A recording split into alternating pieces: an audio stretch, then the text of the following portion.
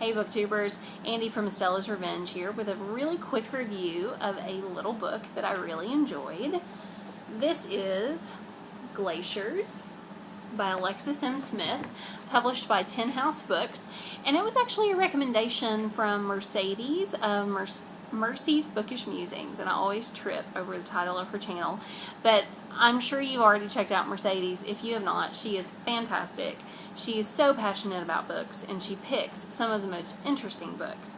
I couldn't help myself. I had to buy this one this week, and I read it in a flash. It is a very short book. I would say most definitely a novella.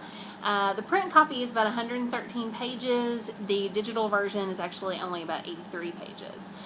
So this is the story of Isabel. And Isabel is in her early 20s, and she works in a library in restoration. So she's helping books live on from day to day. We can all appreciate that. And so Isabel, I would best describe her as a collector of stories. And I've done a written review of this on my blog that I'll link below, but this is kind of my spoken companion piece to it. But she's a collector of stories, and that's the best way I can describe her. From childhood, she likes to pick out postcards, and she likes to pick out photos, and she likes to pick out old, used things from thrift shops and other places. And she likes to imagine the stories that might have gone along with whomever owned those pieces. Or she likes to imagine the cities where they're from, the postcards and things like that. So she's a really fun character. She's a character I would like to know. And the book follows her in one day as she prepares to go to a party. In the evening, she goes to buy a new dress, a new to her dress, at a thrift store, and she has an encounter with a man that she has a crush on. His name is Spoke. He's one of her co-workers, and he's a former military man. And the chapters alternate between her daily life on that one particular day and her memories of growing up in Alaska with her family.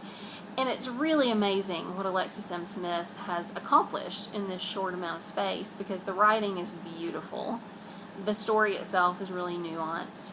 And we begin to understand that Isabel really has to work through and sort of experience the stories of others in order to come to terms with her own and tell her own story and start to really live and experience her own story. So amazing, amazing, amazing what Alexis M. Smith was able to accomplish in such a short amount of space.